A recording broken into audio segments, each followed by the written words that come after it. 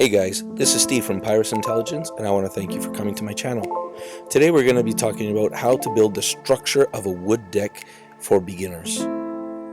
First step is you want to make sure that you remove the old deck if you haven't already done so. Make sure that you're doing this in a safe manner and disposing of the debris properly. Next step, when nailing your cleat to the wall, you want to make sure that you're leaving enough space beneath your patio door or the opening in your exterior wall. For that, you want to leave at least 3 to 4 inches between that cleat and the door. This leaves room so that no snow or ice or water gets into the door during the times when it's raining or snowing. Next, you'll notice that we placed a concrete base in the ground. We're putting 2 concrete bases for this deck. It's not a large deck.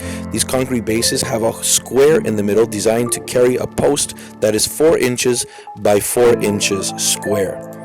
And the 4x4 should fit right in the middle.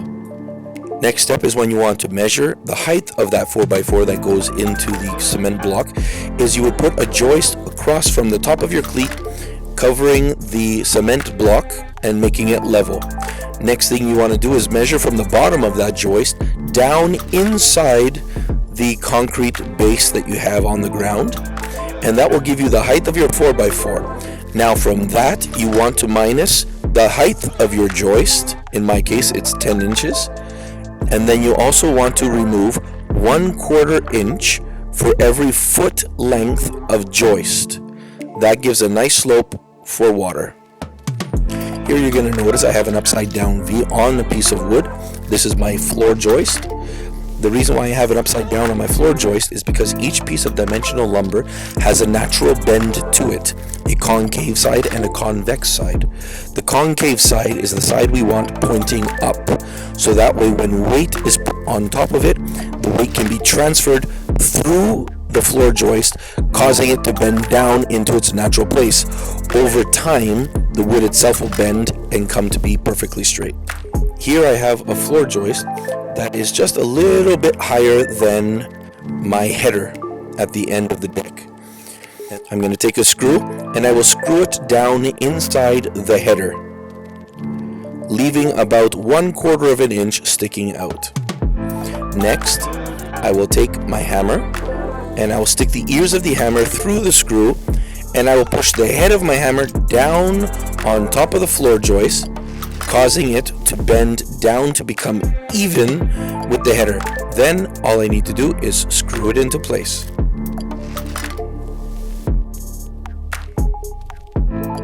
Then remove the screw once you're done, and it's a clean job. Here you'll see that we're cutting pieces and putting them in between the floor joists. This is called blocking, and you can also use it as a fire block. You can also use it as cross bridging. Basically what it does is it keeps all your joists at equal distances and it solidifies the entire structure. Now these blocks, depending on what size deck you're building, need to be installed every 5 feet 10 inches. As you'll see from the wall, coming out to the center of those blocks is 5 feet 10 inches, and from there to the header is the balance. Pull a center line right down that 5 foot 10 inches and put 1 block on one side of the line, and in the next gap put a block on the opposite side of the line. That way makes it easy for you to screw in your pieces. Here you'll notice that where our joists were screwed into our header against the wall, we have metal joist hangers. These you can find at any Home Depot or Rona, and they should be easy for you to install just by sliding it up underneath the floor joist and nailing them into place. Well, that's it for today, guys. Thank you for watching my video on building the structure of a wood deck. Stay tuned for our video next week. And if you like this video, be sure to subscribe, click like, and share it with your friends.